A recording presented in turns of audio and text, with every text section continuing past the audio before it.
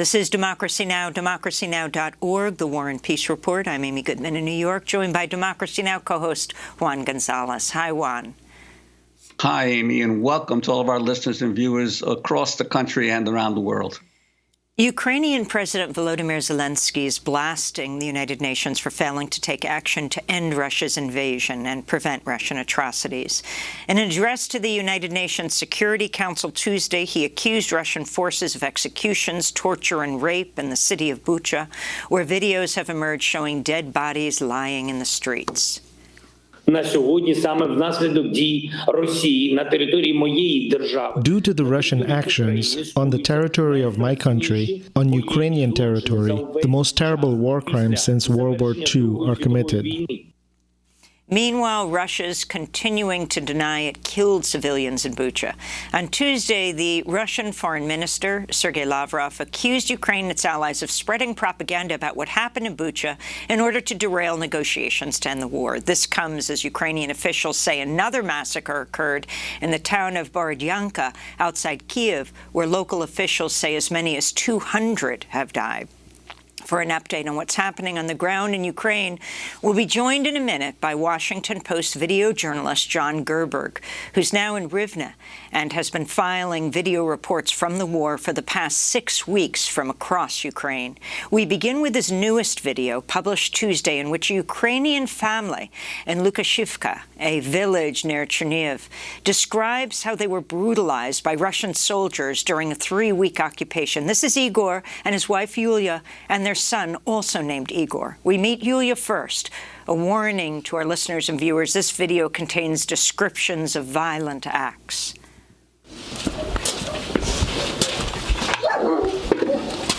This is our cellar.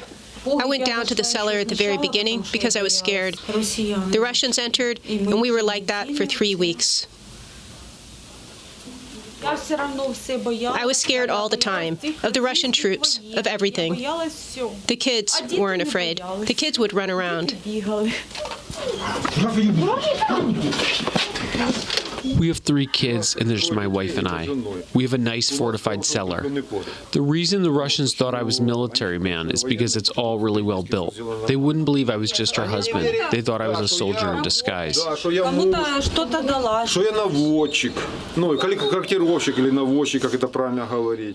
It was standard procedure. They hit you in the ribs with a rifle butt and all that.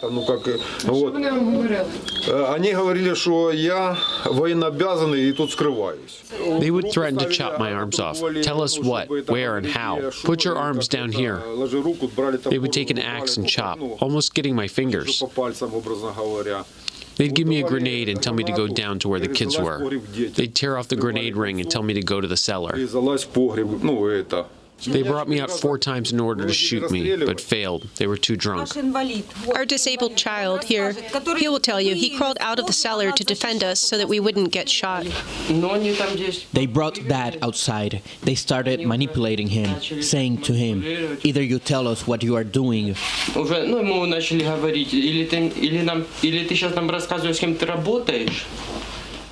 we will shoot you down right here. Your wife will be a widow, and your kids will have no father. So I crawled out and told them, don't touch my dad. Dad is everything to me. Go for a walk. Go. I don't want you to hear this. I don't want anyone to hear this. It's very hard. They said they had already shot him, that I was a widow and I was next. I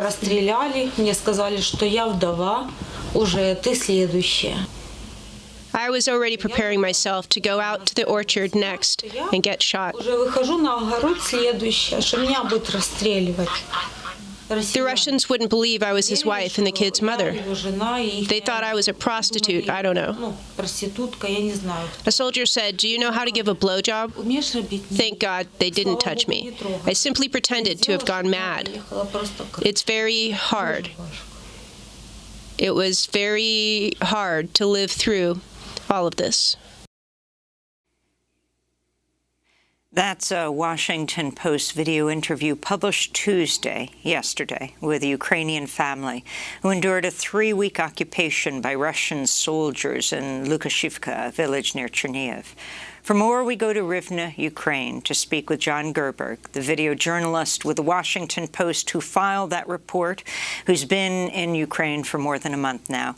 John, it's great to have you with us. And just to let people know, we worked with John years ago at Democracy Now! That is a powerful report, and we're going to play more of those. Describe more what you've found as you've traveled, and particularly start by talking about this family. Absolutely. Hi, Amy. Hi, Juan. It's great to be with you guys. This is just one of, unfortunately, far too many examples of the absolute atrocity and devastation that has been wrought on so many Ukrainian families across the country at this point. What we're finding now is that as the Russian forces are moving out of certain areas around key cities in Ukraine, we are pulling back the veil of some of the more active conflict that was keeping us as journalists from some of these areas. And the level of violence, I mean, you heard it there in the video, that, we're talking torture, mock executions, threats of rape. This particular village, Lukashivka, is outside of the city of Chernihiv, which made headlines early on for getting heavily shelled by the Russians. And the Russians were besieging that town as well. As far as we know, it does not seem like the Russians were able to penetrate the city itself, but they were able to set up shop in the villages around the city. And that's where, as you hear in this video, families in this small village were living, really under the yoke of this Russian occupation. And they describe Russians, abusing them in many ways. They describe them being drunk and aggressive and violent with them. Another one of their neighbors who was not in this video described being hung from a tree. He was a military-age male, and he described being beaten and harassed for days and giving up on life, thinking he was going to die at any moment. And we've heard many of these stories from different areas, often in the villages and towns outside some of the bigger cities, because as Russians, again, strategically tried to encircle cities and would set up their military lines outside cities, it was actually in these smaller villages where a lot of the real brutality occurred. And we are still at the point where we were just getting our first glimpses in these past few days as we're able to travel to them on our own, to report independently, to learn firsthand on these true atrocities suffered by Ukrainians. And John, you're on your way from Ukraine's capital, Kiev, now to Lviv. Could you talk about what you're seeing on your drive, and also if you've been in some of the areas that were originally Russian occupied? I'm wondering, because we've heard a lot of the reports about Russian missiles and artillery hitting the Ukrainian cities, but clearly, if the Russians were occupying these areas, I assume that the Ukrainian military was using its quite considerable firepower supplied by the U.S. to attack the Russians. So I'm wondering if you're seeing any results of destruction in this area that maybe was not caused by the Russians, but was actually caused by Ukrainian fire.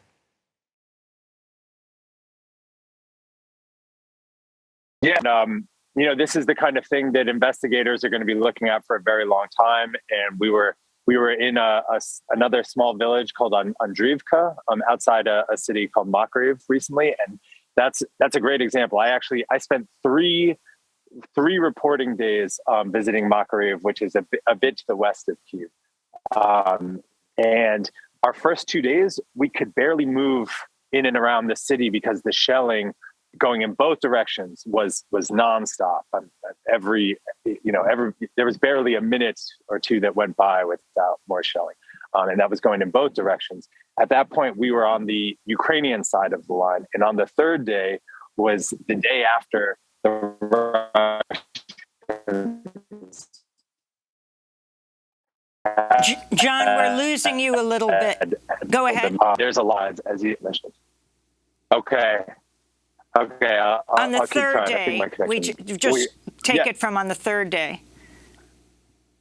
Absolutely. On the third day, we were able to cross in because this is our third reporting day. It was the day after the Russians had pulled back, and there was massive destruction. We were basically able to get to this small village where the Russians had set up a front line, and when they had left, the locals who had survived, and they mentioned that scores of civilians, their neighbors, had been killed by the Russians. They described.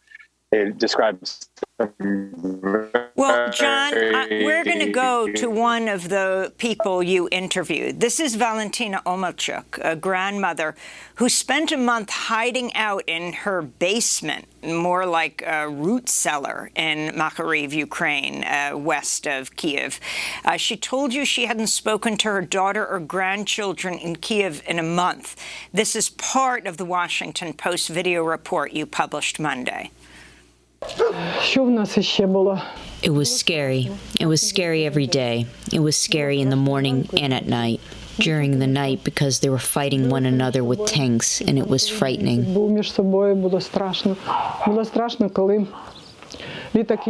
It was scary when the planes were flying towards Kyiv. They were flying right over us, and we could hear them.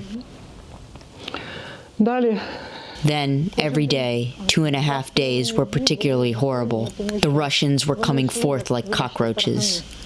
They would be fought back and keep coming again.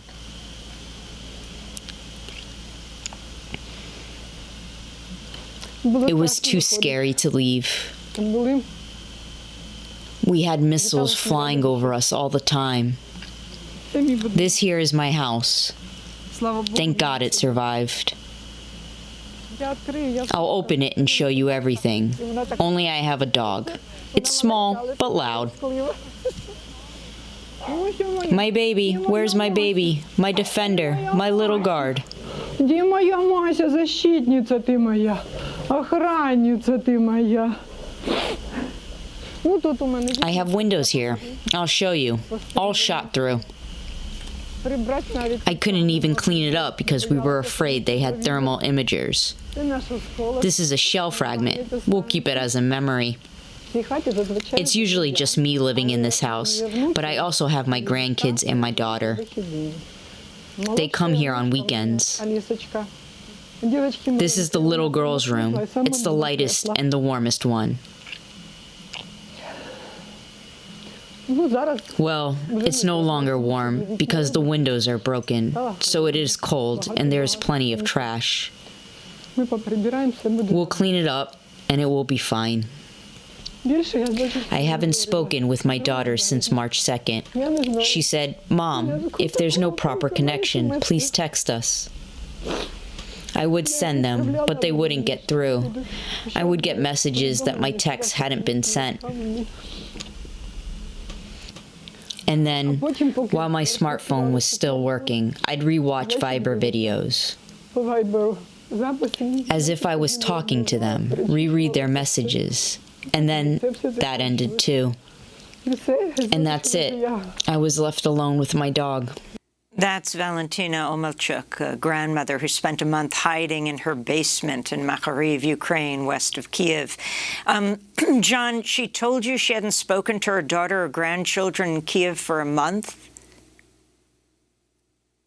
Yes, that's right, Amy.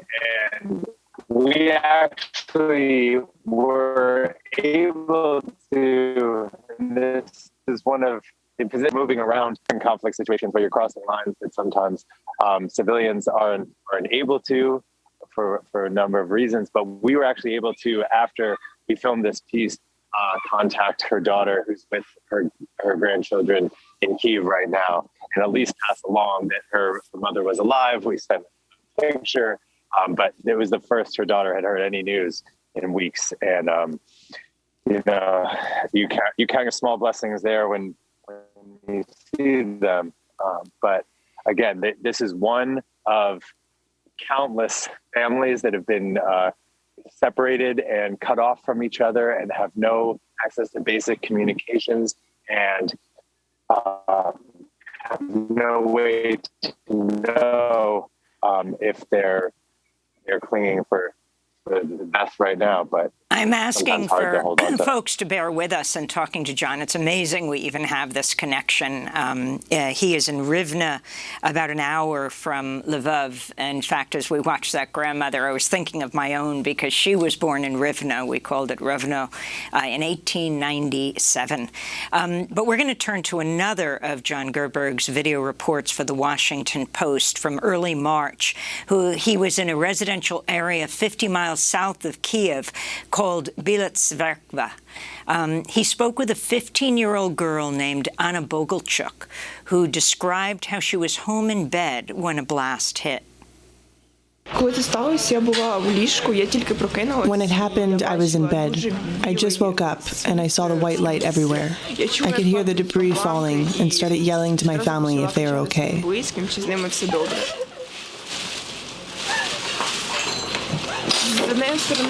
On the one hand, it's all horrible, but I'm glad that everyone is alive and well. We also have a cat and haven't been able to find it yet, and I'm so worried about it.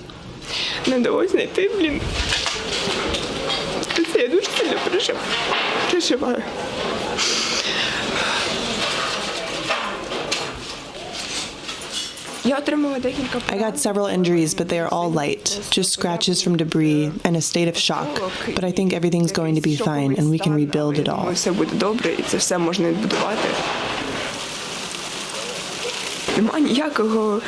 There's nothing here, just the residential area on the riverbank. People walk around here. It's a nice place, nothing military here.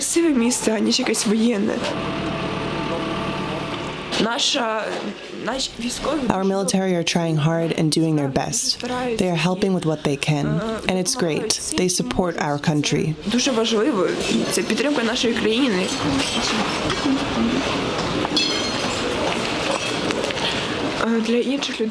To all the people, to all the countries that are not telling the truth, we are really getting attacked.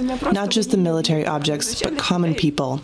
It's a nightmare, and I don't know how you could believe anything else.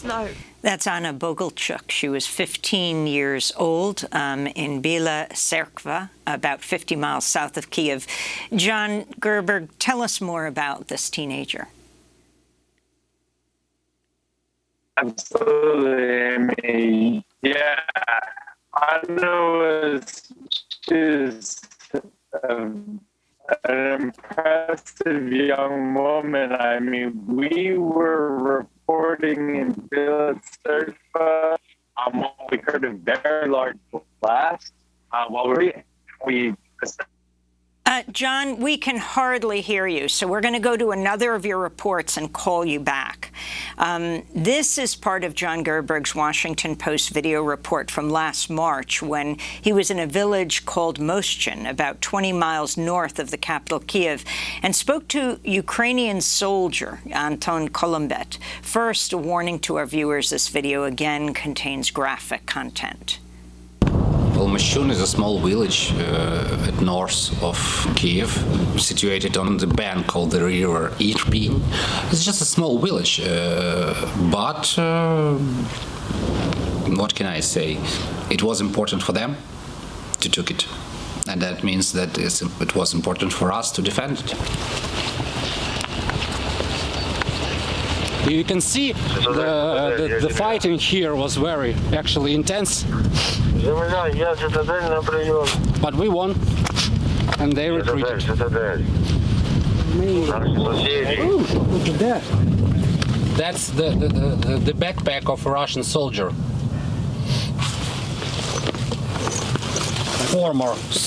Looks like former Russian soldier, of course. Here, you can see it.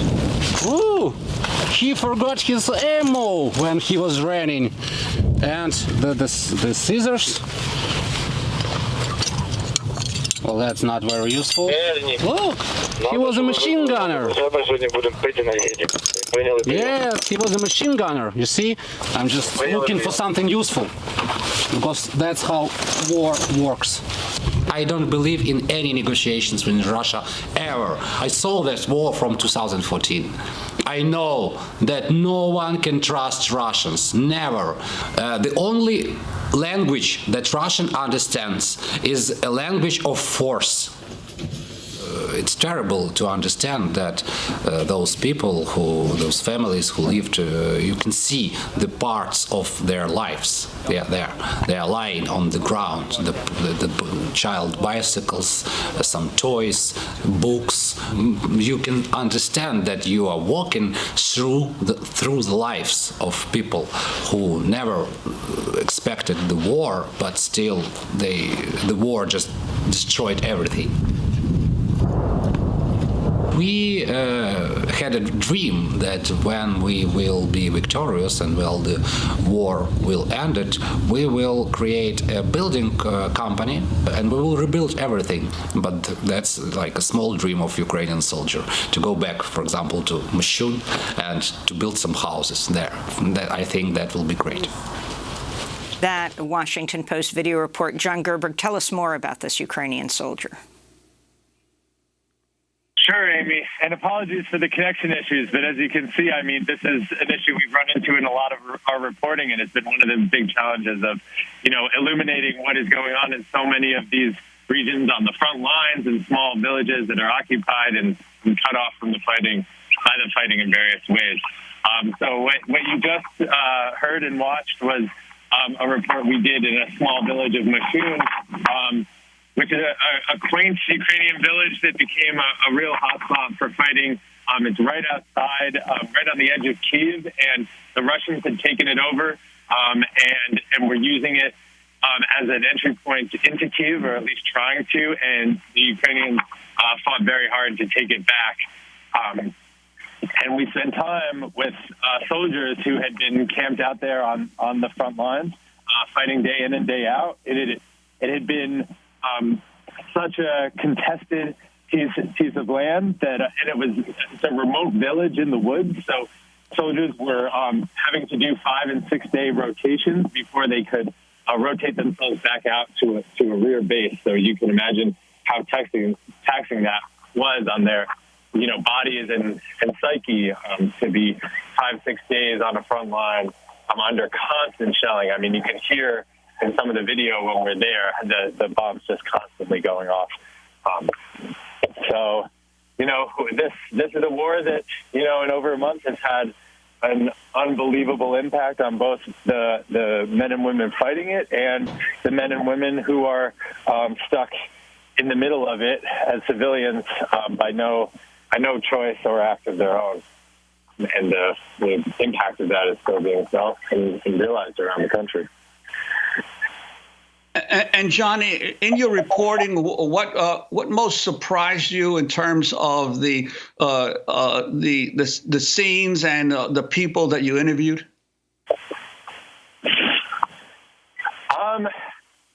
A lot. I mean, I'm constantly blown away, Juan, by we talk about resilience a lot, but the ability of everyday people, young and old, men and women, of means and poor and working people to be able to not just survive but adapt to the situation and take care of each other and find ways to feed each other and shelter each other and get each other to safety.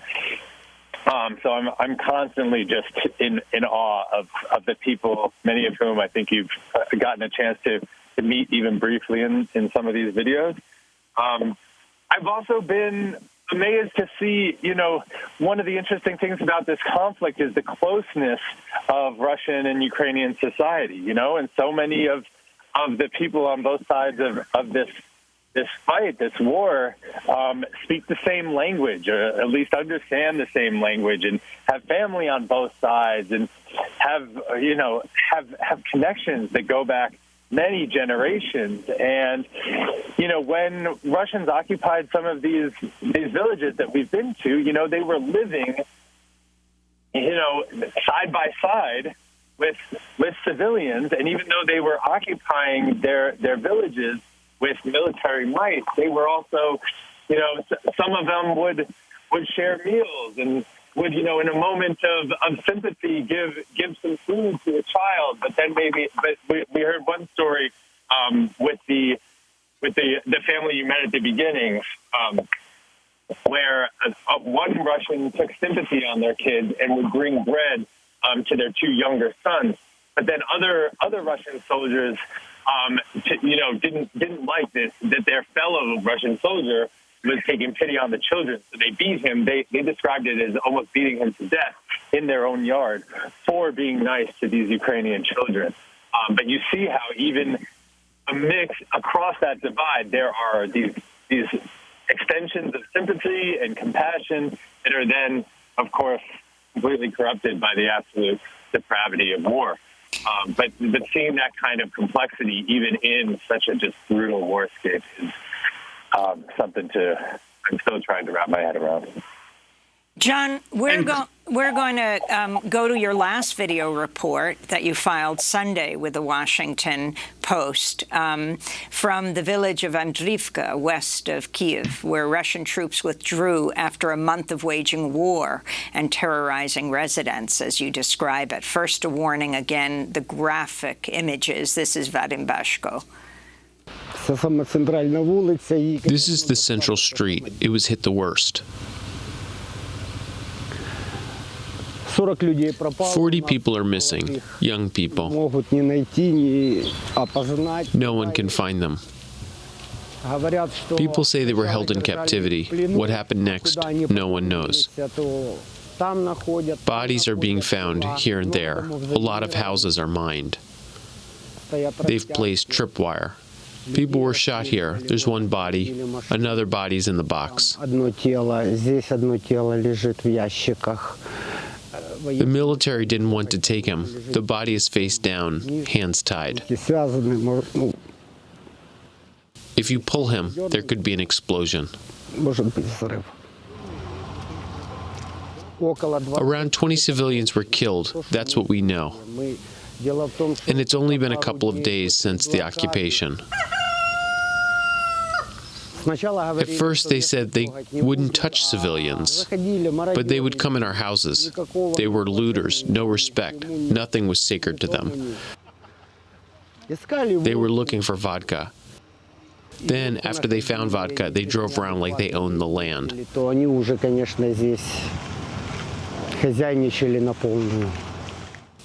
There was rape, we heard. There are girls who were raped. There were situations where they would just shoot at people, walk into the house and shoot in the basements, even though there were children. These two bodies, as I understood, they were driving at night. They got pulled over. They tortured them at night, and then in the middle of the night, we heard the shots.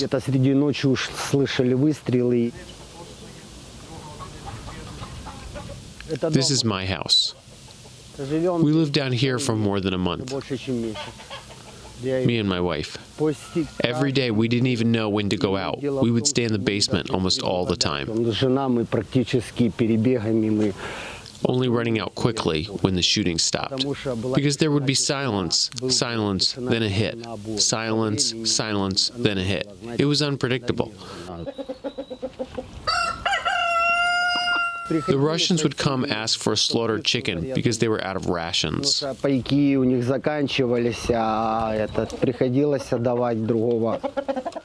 We had no other choice. We didn't want to fight with them because they could do things their own way any minute. The last day when they were leaving, they put all the missiles in one house, then another, and set them on fire without saying anything to us. It was a miracle that my wife and I escaped. A nightmare. It was a nightmare. It was really scary, but we were praying. We were praying all day. We were praying to God, and God hasn't abandoned us.